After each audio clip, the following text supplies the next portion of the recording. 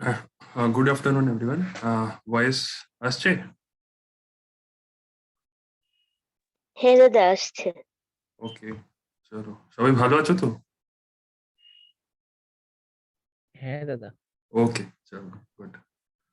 আচ্ছা, আহ, আহ, আমরা তিনটে লেকচার করেছিলাম, ডিসকাশন করেছিলাম। তার মধ্যে আমরা ভাগ্নে নিদানটা দেখেছিলাম, ভাগ্নে চিকিৎসা দেখেছিলাম, আর ফ্র্যাকচার ইন জেনারেল দেখেছিলাম। ডিসলোকেশনটা হলো না। ডিসলোকেশনটা এখন তাড়াতাড়ি কমপ্লিট করে নিচ্ছি। তারপর डायरेक्ट আমরা যে পরীক্ষায় তিনটে जो तीन क्वेश्चंस जो पूछते हैं मेनली लॉन्ग क्वेश्चंस फ्रैक्चर में, दैट इज টিমানিক ফ্র্যাকচার, কোলিস ফ্র্যাকচার আর হিউমেরাস ফ্র্যাকচার আমরা দেখবো। মেনলি তিনটে জিজ্ঞেস করে যদি क्या होता है कि अगर ऐसे फ्रैक्चर्स अगर करने जाओ तो अच्छे से पढ़ने जाओ तो एक महीना कम से कम लग जाएगा। তো মেনলি আমরা এক্সাম পয়েন্ট অফ ভিউ আমরা দেখবো কোন কোন ফ্র্যাকচার গুলো ইম্পর্টেন্ট। তাই জন্য আমরা এই তিনটে মেনলি ডিসক্রাইব করবো মেনলি, ওর এটাই রিড করবো তিনটে মেনলি। আর যদি টাইম পারমিট থাকে, লাস্টে গিয়ে যদি টাইম হয়, তাহলে আমরা বাকিগুলো ছোট ছোট করে ফ্র্যাকচার্স, যেমন রেডিয়াস আলনা, হিপ ফ্র্যাকচার্স, ওইগুলো কভার করে নেব। ঠিক আছে, আপাতত তিনটেই फ्रैक्चरটা हम लोग देखेंगे। तो अच्छा, बिफोर स्टार्टिंग तो कुछ तुम लोग से कुछ पूछ लेते हैं, कुछ क्वेश्चंस वगैरह ऐसे डिस्कस कर लेते हैं, तो थोड़ा ब्रश अप हो जाएगा। तो ऐसे इन जनरल जिसको भी पता होगा बताना, कोई ऐसे ये नहीं है कि स्पेसिफिक किसी को बोलना है। तो तुम लोग फिर बताओ, जैसे हमने भग्न पढ़ा था, तो भग्न का हमने टाइप्स क्या पढ़ा था अकॉर्डिंग टू सुश्रुत? क्या क्या था भग्न का टाइप्स? एनीवन?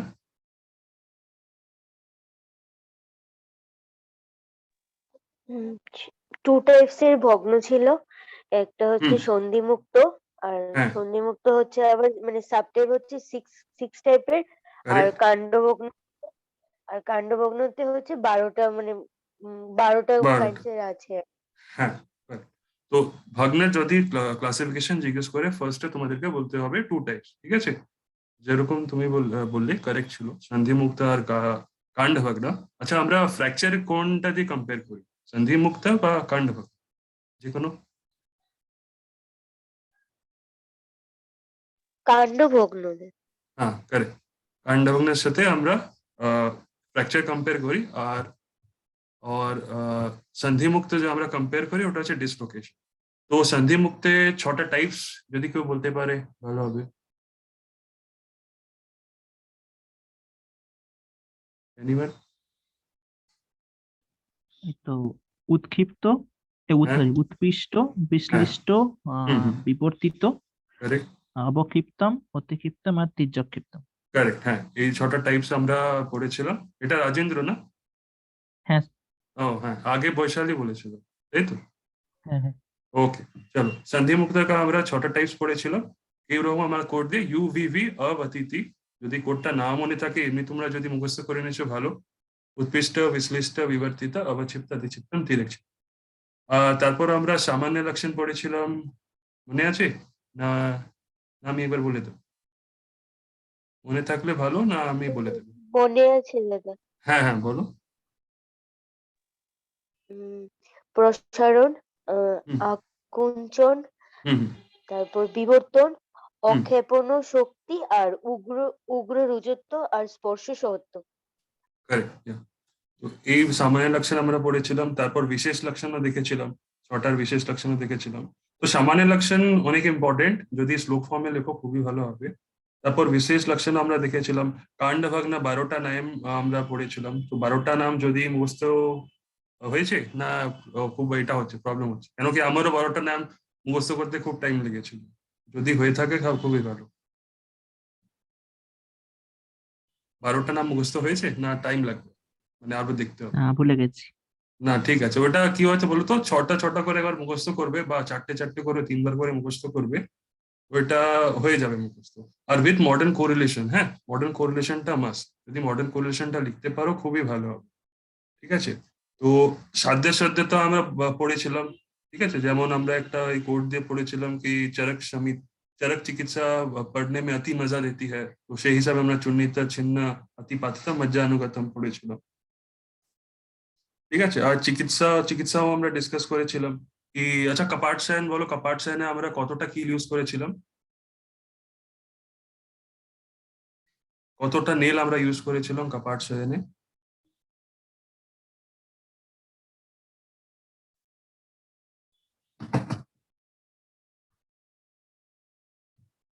আচ্ছা, মনে নেই তো। একবার বলে দিচ্ছি আবারও। কাবার্ড শয়নে আমরা যেরকম দেখেছিলাম 5টা ইউজ করেছিলাম, তাই তো? ধরো এটা এমনি রাফ বানাচ্ছি।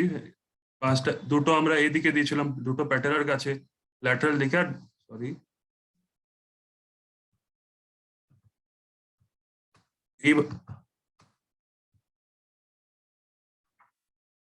এইভাবে আমরা দেখেছিলাম না, ধরো একটাই, ধরো না এটা প্যাটেলা আছে, প্যাটেলা দুপাশে দুটো ছিল আর এই প্যাটেলার সাথে দুটো ছিল, আর নিচে একটা হিলের একটা ছিলাম, আমরা ডিসকাস করেছিলাম। তো 5টা আমরা পড়েছিলাম কি 5টা কি ইউজ হয়। আর কোন ফ্র্যাকচারের জন্য আমরা এই কাপারশন ইউজ করেছিলাম মনে আছে? আহ, কোন ফ্র্যাকচারে বা কোন ফ্র্যাকচারের জন্য আমরা কাপারশনটা ইউজ করেছিলাম? যদি না মনে থাকে বলে দাও, তাহলে আমি বলে দিচ্ছি, প্রবলেম নেই। মনে আছে কি না? হ্যাঁ দাদা বললে দাও। হ্যাঁ, কাপারশন আমরা পড়েছিলাম ওই জাঙ্ঘা রুরু ভাগনা পড়েছিলাম না, এই জাঙ্ঘা আমরা কাফ রিজনে কম্পেয়ার করেছিলাম। তো ওখানে আমরা পড়েছিলাম কি জাঙ্ঘাতে একটা যদি ফ্র্যাকচার হলে তা আমি 5টা কিল দিয়ে ওই জায়গাটাকে ইমোবিলাইজ করব। ঠিক আছে, কাপারশন এমনি আয়ুর্বেদিক স্ট্রেচার দিয়ে একটা আমি বলেছিলাম কি ওটা কম্পেয়ার করা হয়। একটা তেলে বর্ণন যে আমরা ডিসকাস করেছিলাম কি ফ্র্যাকচারের জন্য একটা তেল, স্পেসিফিক তেল বলা আছে শাস্ত্রে। তো কোন তেল ছিল মনে আছে? মুড়িবেন্ন হ্যাঁ, ওটা তো আছে, ওটা তো ইউজ করা হয়, কিন্তু শাস্ত্রে কোনটা একটা তেল আর বলে গেছে? গন্ধ তেল। হ্যাঁ, গন্ধ গন্ধ তেল। তেল। কারেক্ট, গন্ধ তেলও আমরা পড়েছিলাম কি গন্ধ তেলও ওখানে বলা ছিল যে কোনো ভগ্নে আমরা ইউজ করতে পারি। ঠিক আছে, কপাট সাইনটা পড়ে পড়ে রাখবো, এটা খুবই ইম্পর্টেন্ট, তাই জন্য স্পেসিফিক আমি কপাট সাইনটাই বললাম, বাকি যতগুলো কোশ্চেন ছিল ওর ছেড়ে আমি কপাট সাইনটাই বললাম। ঠিক আছে, আর একটা আমরা 4টে পড়েছিলাম, অস্থি সন্ধানের আমরা 4টে বিধি পড়েছিলাম। তো ওই 4টে নামটা মনে আছে? অস্থি সন্ধানের 4টে নাম, 4 প্রিন্সিপালস অফ ট্রিটমেন্ট। হ্যাঁ, পুল হ্যাঁ বলো। পুলিং, প্রেসিং, কন্ট্রাক্টিং, হ্যাঁ, আর একটা হচ্ছে আদার মেথডস, হ্যাঁ এটা যেটা তো, মানে হ্যাঁ হ্যাঁ হ্যাঁ হ্যাঁ, এটা এটা ঠিক বলেছো, কিন্তু এটা আমাদেরকে আয়ুর্বেদিক টার্মটাই মুখস্থ করতে হবে। ঠিক আছে, যদি নাম মনে থাকে তাহলে একবার আবার দেখবে, দেখবে ওখানে 4টে নাম আছে, আঞ্ছন, পীড়ন, সংক্ষেপ, বন্ধন। ঠিক আছে, আঞ্ছন, পীড়ন, সংক্ষেপ, বন্ধন, এই 4টে নাম মনে রাখবে। ঠিক আছে, তারপর আমরা পড়েছিলাম কেমন তোমার আহ, আহ, একটা কোষও পড়েছিলাম, কোষ কিভাবে ব্যবহার করব। ঠিক আছে, আর একটা আমরা পড়েছিলাম কি সন্ধান কাল, টাইম অফ ইউনিয়ন কত টাইম লাগে মানে বাচ্चाদের ক্ষেত্রে, আর 20 to 70 years, फिर उसके बाद तारपर आफ्टर 70 years कितना टाइम लगता था? 1 মান্থে হচ্ছে চিলড্রেন, আর हाँ 2 মান্থ হচ্ছে মিডল এজ, আর ওল্ড এজের হচ্ছে 3 মান্থ। हाँ, ঠিক, correct। তো এরকম আমরা সন্ধান কাল পড়েছিলাম। ঠিক আছে, তো শুধু বৈশালী পড়ছে নাকি, বাকিগুলো কি, বাকিগুলো দেখছে না? समझ आ रहा है ना बाकी लोगों को? रजत, राजेंद्र, शुभम, হ্যাঁ দাদা। सुष्मिता, तनिमा, হ্যাঁ হ্যাঁ দাদা। দাদা। ऐसा तो नहीं कि समझ में नहीं आ रहा দাদা है ऐसा কিন্তু कुछ? পঞ্চকোনা পরীক্ষার জন্য কিছু রিভাইজ করিনি সরল। আচ্ছা, না ঠিক আছে, এমনি আস্তে আস্তে করে পড়বে। আর কি আছে বলো তো, যে দিনটা ডিসকাশন হচ্ছে ওই দিনটায় জাস্ট তোমরা বাস 15 থেকে 20 মিনিটস লাগবে, জাস্ট একবার দেখে নেবে তোমরা, তো দেখবে তোমাদের একটা রিভিশন করতে খুব বেশি টাইম লাগবে না। আর যদি তোমরা এটা, কেন কি এগুলো সব নতুন আছে, ঠিক আছে, এগুলো এখন সব নতুন নতুন আছে, এখন তোমরা এটা দেখবে না তো কি হবে, পরবর্তীকালে তোমরা সব ভুলে যাবে। আর যেই পড়ানোটা হবে ওটা পুরো মানে জলে, মানে তারপর রিকলই হবে না মেন জিনিস। তো যেদিনই হচ্ছে জাস্ট তোমরা 15 মিনিট হার্ডলি টাইম দাও, 15 মিনিটে ওই বই থেকে বা পিডিএফ থেকে, ঠিক আছে, 15 মিনিট টাইম পাচ্ছ, জাস্ট শুধু একবার দেখে নাও। দেখলে কি হবে, জিনিসটা তোমার মাথায় মানে মাথায় থাকবে কি হ্যাঁ এই পয়েন্টস গুলো, ये पॉइंट मेरा डिस्कशन हुआ था। আর যদি তোমরা নেক্সট বার ওই পয়েন্টস আবার দেখবে তো দেখবে রিকল করতে খুব इजीली তোমরা রিকল করতে পারছো। ঠিক আছে, तो अब से क्या करना है, जो भी सारा पॉइंट डिस्कशन होगा एटलीस्ट 15 मिनट्स, मैं बोलছি না 1 ঘন্টা তুমি ওটা নিয়ে বসে থাকো, एटलीस्ट 15 থেকে 20 मिनट्स। ঠিক আছে, ফুল डेवोशन वो वाला पॉइंट्स पे देना है। ঠিক আছে, তো চলো আমরা নেক্সট স্টার্ট করছি। আহ দাদা, হ্যাঁ হ্যাঁ হ্যাঁ, আমার বলো। একটু পার্শ্বক ভগ্ন যেটা আছে এটার মধ্যে একটু প্রবলেম, মানে বুঝতে পারিনি একটা লাইন। মানে পার্শ্বক ভাগনা মানে কি, চিকিৎসা? হ্যাঁ, চিকিৎসা। ওটাতে যে বইয়ে বলা আছে যে হুম, আগে নিবন্ধিনী দিয়ে টাইট করে তারপর কবলিকা প্লেস করতে হবে, হ্যাঁ হ্যাঁ কিন্তু হ্যাঁ। তুমি বলেছিলে আরেকটা লাইন। ওটা আচ্ছা, তো পার্শ্বকা একটু, ভাগনা ওটাই হ্যাঁ আমি বুঝতে পারছি না। আচ্ছা আচ্ছা, তো দেখো পার্শ্বকা ভাগনাতে আমরা পড়েছিলাম কি, পার্শ্বকা ভাগনা মানে রিবসের ফ্র্যাকচার আমরা পড়েছিলাম। তো ওখানে কি বলা ছিল, যখন রিবসের ফ্র্যাকচার হবে, ঠিক আছে, তো ওখানে কি বলেছে, আগে ফ্ল্যাঙ্কস রিজন মানে যে পার্শ্ব এরিয়াতে ফ্ল্যাঙ্কস রিজন আছে, আগে ওই জায়গাটা আমার ঘি থেকে অ্যানয়েন্ট করে দিতে হবে, ঠিক আছে। देन पेशेंट के की बोलते হবে, पेशेंट के বসা हुआ एक जगह पेशेंट को बैठाएंगे। फिर क्या करना होगा, जो तो নিবন্ধিনী নিবন্ধিনী আমরা কিভাবে কম্পেয়ার করেছিলাম, ইন্টারকস্টাল মাসলস, ঠিক আছে। যে নিবন্ধিনী এরিয়া আছে ওইটা কি হবে, ওই জায়গাটাকে আমাকে টাই করতে হবে, ঠিক আছে। টাই কিসে দিয়ে করব, ঠিক আছে, নিবন্ধিনী আইদার ফ্রম রাইট বা লেফট সাইড, ঠিক আছে। নিবন্ধিনী জায়গাটাকে আমার টাই করতে হবে, তো আগে কবলিকা দেব, ঠিক আছে। কবলিকা একটা কি হচ্ছে বলো তো, একটা কটন প্যাড বা সফট প্যাড হচ্ছে, ঠিক আছে, যেখানে মেডিসিনটা, যের মধ্যে একটা মেডিসিন আমি ডিপ করব কবলিকাতে, আর কবলিকা ওই জায়গায় নিবন্ধিনী এরিয়াতে আমি প্লেস করে দেব, ঠিক আছে। তো নিবন্ধিনী এরিয়ার জায়গায় আমি ওই কবলিকাকে প্লেস করে দিলাম। প্লেস করার পর তারপর আমি ওই জায়গাটা আমি প্যাড দিয়ে পুরো কভার করে দিচ্ছি, মানে ওই জায়গাটাকে পুরো একদম কভার করে দিচ্ছি ব্যান্ডেজ দিয়ে।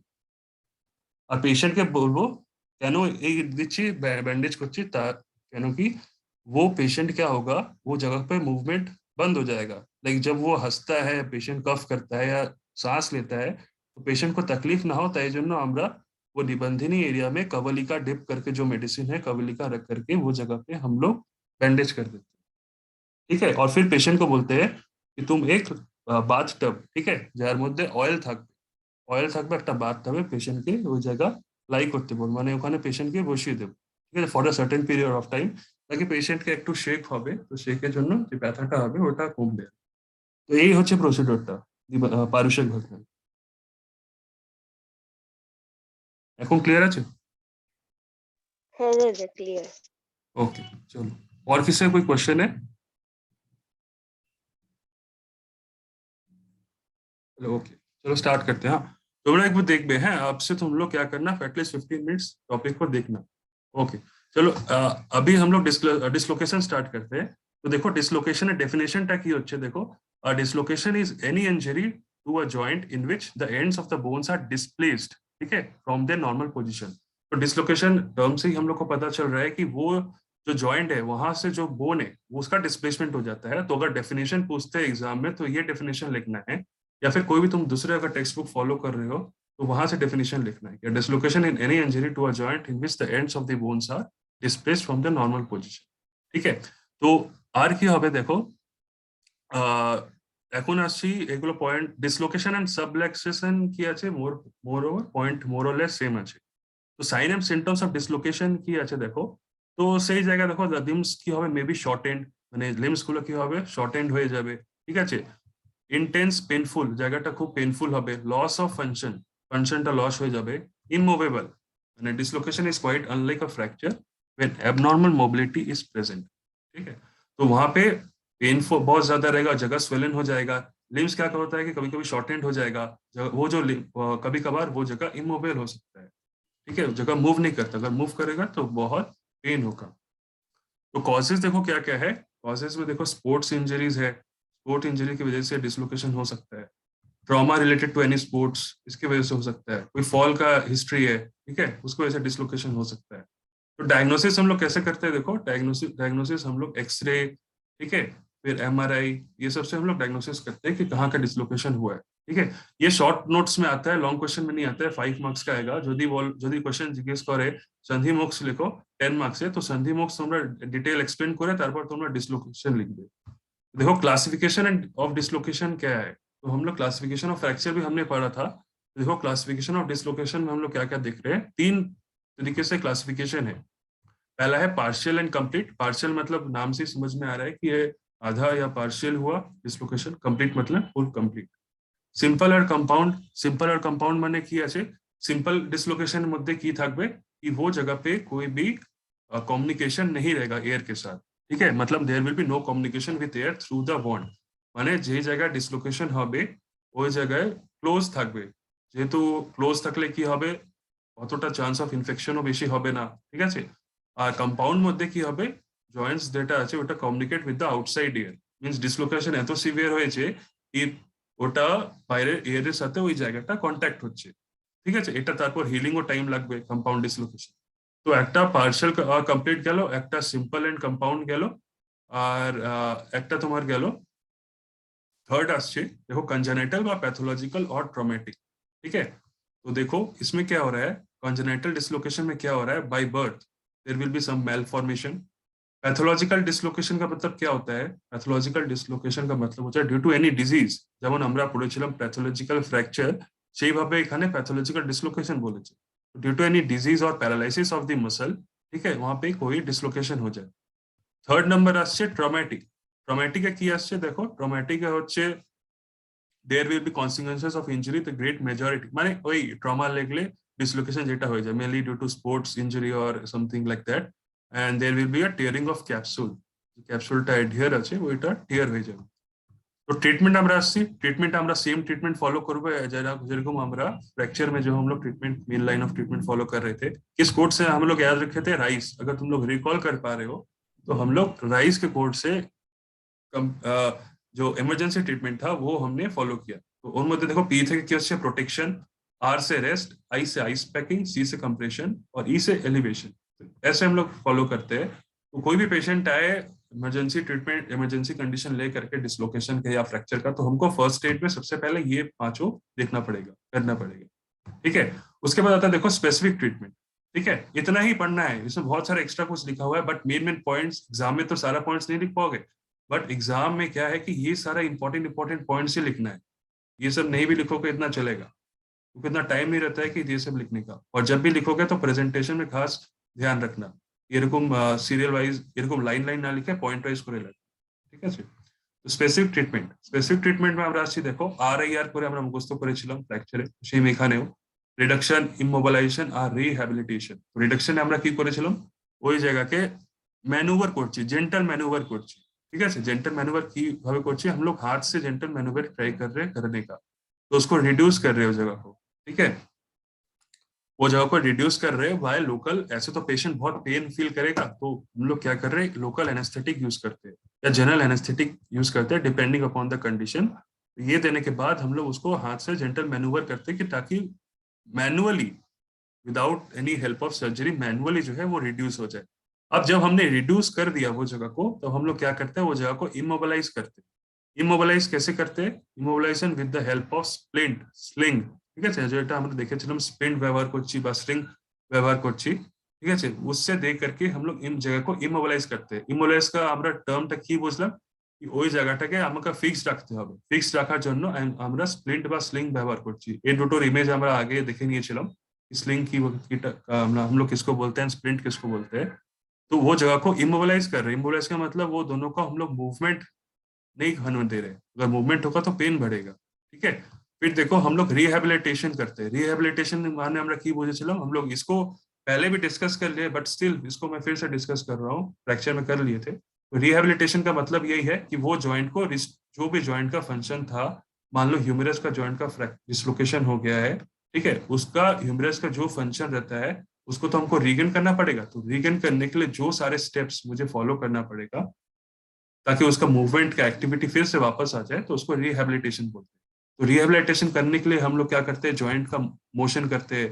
फिजियोथेरेपी पेशेंट को बोलते हैं कि वो जगह को बार बार आप लाइक मूव करिए, क्योंकि वो क्या होता है स्टिफ या फिक्स ना हो एक जगह। तो इसलिए हम लोग उसको रिहैबिलिटेशन करते हैं, यानी कि कोई फिजियोथेरेपी को जा करके बोलते हैं कि उसका फिजियोथेरेपी करना है, मूवमेंट करना है, एक्सरसाइज करना है, ठीक है। कोई भी जो भी एक्टिविटी था उसको, स्ट्रेनस एक्टिविटी, जो हैवी एक्टिविटी है उसको स्टॉप करना है, ठीक है।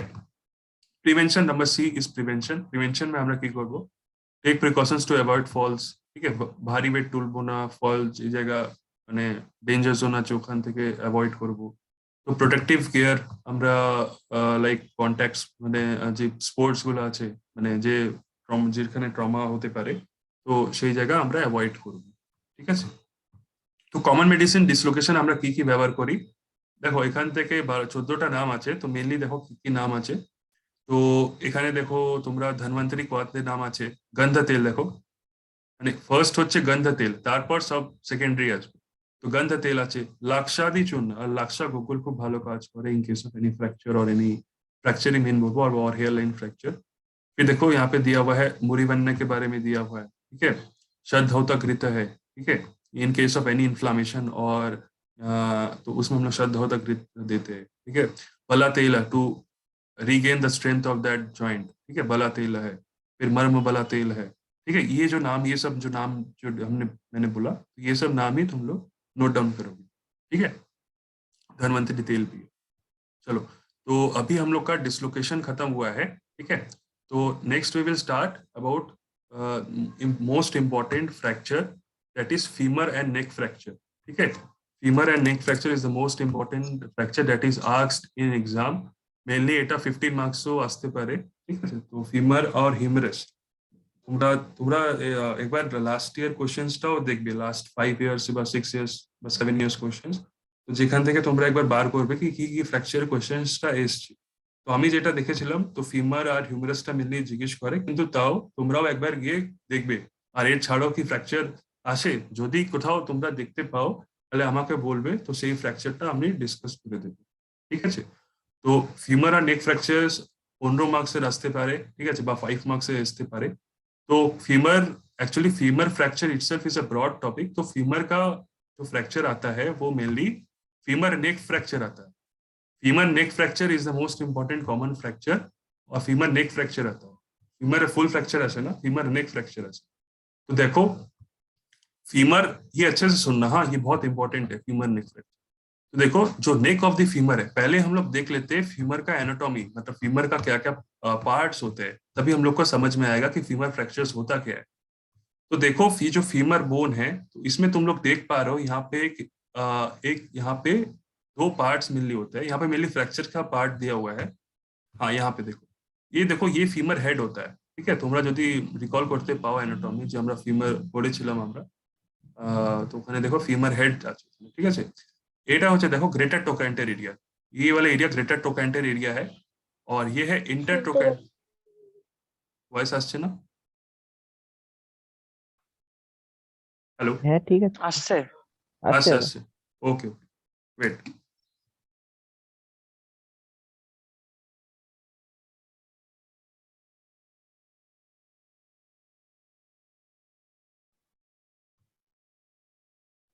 हाँ तो देखो ये ग्रेटर ट्रोकैंट्रिक एरिया है ठीक है ये जो है ये फीमर हेड है ठीक है ये जो पार्ट है इंटर ट्रोकैंट्रिक एरिया ठीक है और इसके नीचे जो है वो सब ट्रोकैंट्रिक एरिया तो देखो जो फ्रैक्चर्स होता है मेनली यहाँ पे देखो एक एनाटॉमिकल नेक होता है यहाँ पे एक सर्जिकल नेक होता है तो ये जो सर्जिकल नेक है यहाँ पर ही ज्यादा करके फ्रैक्चर्स बहुत कॉमन होते हैं ठीक है ये जो डॉट डॉट करके दिया हुआ है that is a surgical neck यहाँ पे फ्रैक्चर्स बहुत कॉमन होता है ठीक है तो यहाँ पे देखो क्या है और देखो ये lesser trochanteric area this one and this is greater trochanteric area और वी डिवाइडेड इनटू 2 कैप्सूल माने on the basis of femur fracture we divide the femur fracture into 2 capsular part first one is intracapsular part ठीक है first one is intracapsular part second one is extracapsular part extra means extra माने कि बड़ा होगा इस size में this is why जो extra capsular का fracture जो अंदर आता है उसके अंदर 2 चीजें आते हैं एक आता है इंटरट्रोकैंट्रिक और एक आता है सब ट्रोकैंट्रिक ठीक है एक्स्ट्रा कैप्सुलर के अंदर 2 फ्रैक्चर्स आता है one is intertrochanteric and the second one is subtrochanteric और जो इंट्रा कैप्सुलर का फ्रैक्चर के अंदर आता है इसी को हम लोग फीमरल जो हेड है जो फीमर का जो नेक है उसके अंदर ये इंट्रा कैप्सुलर आता है ठीक है और इसको देखो ट्रांस सर्वाइकल भी बोलते हैं तो intracapsular and transcervical name both are same ठीक है तो अगर जहां पे इंट्रा कैप्सुलर आएगा उसको हम लोग ट्रांस सर्विकल समझेंगे जहां पे ट्रांस सर्विकल नाम आएगा उसको इंट्रा कैप्सुलर समझेंगे ठीक है तो एक हमारा गया इंट्रा कैप्सुलर दूसरा गया हमारा एक्स्ट्रा कैप्सुलर के अंदर हमारा आता है 2 चीजें इंटरट्रोकैंट्रिक और सब ट्रोकैंट्रिक ठीक है क्लियर तो अब देखो अब हम लोग आते हैं इसका एक्सप्लेनेशन में ये हैंडराइटिंग बहुत पुअर है ठीक है तो मैं ट्राई करता हूँ कि ताकि समझ में आ जाए तो तुम लोग इसको थोड़ा फ्रेशली नोट डाउन करना देखो जो neck of the femur fracture है दैट इज डिवाइडेड इनटू, देखो two types, extra capsular and intra capsular. Intra capsular को हम लोग क्या बोलते हैं, ट्रांस सर्वाइकल। देखो ये रहा, इंट्रा कैप्सुलर को हम लोग क्या बोलते हैं, transcervical. And extracapsular जो फ्रैक्चर है इंटरट्रोकैंट्रिक एंड सबट्रोकैंट्रिक, ठीक है। एक एक्स्ट्रा कैप्सुलर डिवाइड में किए और एक इंट्रा कैप्सुलर दो में डिवाइड किए, ठीक है। तो देखो यहाँ पे लिखा हुआ है extra capsular and intra capsular, ठीक है। तो इसको इंट्रा कैप्सुलर के अंदर क्या कहता है, फ्यूमरल हेड और नेक, ठीक है। यहाँ एक ऐसा छोटा सा बना हुआ है इंट्रा या एक्स्ट्रा, छोड़ो।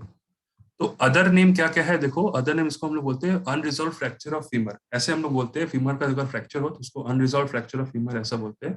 छोड़ो, इसका इतना इंपॉर्टेंट नहीं है ये टर्म। देखो अब कैप्सुलर ऑफ, देखो अब लोग हम आते हैं, अगर पेशेंट का, पहले हम लोग डिस्कस करते हैं एक्स्ट्रा कैप्सुलर फ्रैक्चर को। पहले हम लोग डिस्कस करेंगे ये वाला फ्रैक्चर, एक्स्ट्रा कैप्सुलर फ्रैक्चर, यानी कि इंटरट्रोकैंट्रिक और सबट्रोकैंट्रिक को हम लोग आगे प्रथम डिस्कस করছি। এটা কি হয় देखो, এটা এখানে বলা আছে, देखो एक्स्ट्रा कैप्सुलर का मान लो अगर कोई फ्रैक्चर होता है, ठीक है। जब मान लो एक्स्ट्रा कैप्सुलर का फ्रैक्चर होता है, देखो ज्योति और मध्य आसे इंटरट्रोकैंट्रिक, ठीक है। तो इंटरट्रोकैंट्रिक का अगर कोई फ्रैक्चर होता है तो उसमें क्या होता है कि 3 बिग मसल्स प्रेजेंट रहता है। ये जो ग्रेटर ट्रोकैंट्रिक एरिया है, देखो ये जो एरिया है ना, ये तो एक्स्ट्रा कैप्सुलर के अंदर आता है। तो यहाँ से 3 मसल्स निकलते हैं, ठीक है। ये 3 मसल्स निकलते हैं। जब इसका फ्रैक्चर होता है, जब इसका फ्रैक्चर होता है, यहाँ पे एक्चुअली 3 मसल्स यहाँ से निकलता है ग्रेटर ट्रोकैंट्रिक से। देखो इसका क्या होता है, ये जो 3 मसल्स जो होते हैं, ठीक है, ग्रेटर ट्रोकैंटर का, that is gluteus muscle, gluteal muscles होते हैं। वो क्या होता है, एबडक्शन और एक्सटर्नल रोटेशन हो जाता है, जिसकी वजह से शॉर्टनिंग ऑफ द लिम्स हो जाता है। इसका मतलब नहीं समझ में आएगा, देखो मैं बता, ये जो यहाँ पे जो मसल्स प्रेजेंट होते हैं, ধরো এটা ইন্টারট্রোক্যান্টিক এরিয়া, তো আমার ধরো ইন্টারট্রোক্যান্টিক এরিয়া ফ্র্যাকচার হচ্ছে, এখানে কি যে মাসলস গুলো আছে এটা কি হয়ে যায়, টিয়ার হয়ে যায়, মাসলস গুলো টিয়ার হয়ে যায়। টিয়ার হওয়ার পর কি হয়, এই যে বোন আছে ওটা এক্সটার্নাল রোটেশন হয়। এক্সটার্নাল রোটেশন বলতে গেলে কি হয়, এই যে মাসলস আছে এটা টান পড়বে এই জায়গা, এখানে উপরের দিকে টান পড়বে যেহেতু ফ্র্যাকচার হয়। তাহলে এই যে, पहले देखो ये जो फ्रैक्चर আছে, तो यहाँ पे देखो ये क्या होता है, यहाँ पे एक्सटर्नल का रोटेशन हो जाता है। मतलब ये जो यहाँ पे बोन है ना, ये घूम जाता है, ठीक है। एबडक्शन होता है, एबडक्शन मतलब क्या होता है, फ्लेक्स हो जाना। मतलब ये जो बोन है ये घूम जाता है, ये वाला जो पार्ट है धरो एटा घूम जाता है, रोटेट हो जाता है, ठीक है। जिसकी वजह से क्या होता है, जब रोटेट हो जाता है ये ऊपर की तरफ चला जाता है, ये वाला पार्ट। जब ऊपर की तरफ ये बोन चला जाता है तो ये क्या होगा, नीचे से जो बोन, जो बोन है वो शॉर्टनिंग हो जाएगा। शॉर्टनिंग का मतलब क्या है, ये छोटा हो जाएगा। मान लो ये राइट है, राइट साइड का मेरा जो फीमर है, तो यहाँ पे मेरा फ्रैक्चर हुआ। फ्रैक्चर होने की वजह से क्या हुआ, ये यहाँ पे जो 3 मसल्स है तुम्हारा, यहाँ पे जो 3 मसल्स है मेनली ग्लूटियल मसल्स, तो ये क्या होता है, टियर हो जाता है। टियर होने से एक्सटर्नल रोटेटेड हो जाता है, रोटेशन यानी कि एबडक्शन हो जाता है। एबडक्शन होने की वजह से ये जो बोन है ये ऊपर की तरफ आ जाता है। ऊपर तरफ हो जाने की वजह से जो लिम्ब है, एक मेरा लिम्ब, राइट वाला लिम्ब शॉर्ट हो जाता है और एक लिम्ब मेरा बड़ा हो जाता है, ठीक है। देखो वहीं पर बोला है, तुम लोग को एक इमेज दिखा देते तो उससे और क्लियर हो जाएगा। देखो ये एक पेशेंट है, ठीक है। इसका जो लेफ्ट वाला फीमर का फ्रैक्चर हुआ है और मेनली उसका इंटरट्रोकैंट्रिक फ्रैक्चर हुआ है, ठीक है। उसमें क्या होता है, पेशेंट का देखो कैसे एक्सटर्नली रोटेट हो गया, देखो स्ट्रेट नहीं है, कैसे रोटेट हो गया एक जगह, ये ऐसे स्लांट रोटेट हो गया, एबडक्शन हो गया। और उसके वजह से देखो ये लिम्बटा शॉर्ट हो गया, एक टू बड़ो আছে, ये लिम्बटा शॉर्ट हो गया। देखो यहाँ पे देखो क्लियर, ये देखो दिस इज द लिम्ब, ठीक है। यहाँ पे उसका फ्रैक्चर हुआ, इंटरट्रोकैंट्रिक एरिया का फ्रैक्चर हुआ, that is why it becomes externally rotated and abducted, ठीक है। एबडक्शन की वजह से क्या होता है, ये जो लिम्ब है मसल যেহেতু টিয়ার আপ হয়ে গেছে আর উপর টান পড়ছে, তো এই লিম্বটা কি হবে, একটু শর্ট হয়ে যাবে, উপর দিকে চলে যাবে। উপর দিকে চলে যাওয়ার জন্য দেখো এই লিম্বটা শর্ট হয়ে যাবে, ঠিক আছে। এটা দেখছো, এটা লেভেল আর এটা লেভেল, এই লিম্বটা শর্ট হয়ে যাবে। तो रिमेंबर वन पॉइंट कि अगर इंटरट्रोकैंट्रिक का फ्रैक्चर हो रहा है, अगर इंटरट्रोकैंट्रिक यानी एक्स्ट्रा कैप्सुलर का फ्रैक्चर हो रहा है, तो वहां पे क्या होगा, वहां पे होगा हमारा एक्सटर्नल रोटेशन, ठीक है, जिसको हम लोग एबडक्शन बोल रहे हैं, ठीक है। और then abduction which become shortening of the limbs, ठीक है। तो एक्स्ट्रा कैप्सुलर में मोस्ट कॉमन होता है, ठीक है। तो ये वाला पॉइंट समझ में आया सबको? হ্যাঁ দাদা। ओके, हाँ भैया। ठीक है। अब देखो, अब हम लोग आते हैं, एक्स्ट्रा कैप्सुलर का हमने देख लिया, अब आते हैं हम लोग इंट्रा कैप्सुलर वाले एरिया। अगर इंट्रा कैप्सुलर का फ्रैक्चर होता है, मान लो अगर यहाँ का फ्रैक्चर होता है, ये वाला एरिया देखो इंट्राकैप्सुलर, यहाँ का तो हमने देख लिया कि एक्सटर्नल रोटेट हो रहा है, एब्डक्शन हो रहा है और लिम्ब शॉर्ट हो जा रहा है। अब हम लोग आ रहे हैं इंट्राकैप्सुलर, अगर यहाँ का फ्रैक्चर होता है तो क्या चेंजेस आते हैं। तो इंट्राकैप्सुलर का अगर फ्रैक्चर होता है तो वहां पे क्या होता है कि वहां पे क्या होता है मेनली, वहां पे रोटेशन तो होगा बट शॉर्टनिंग नहीं होगा।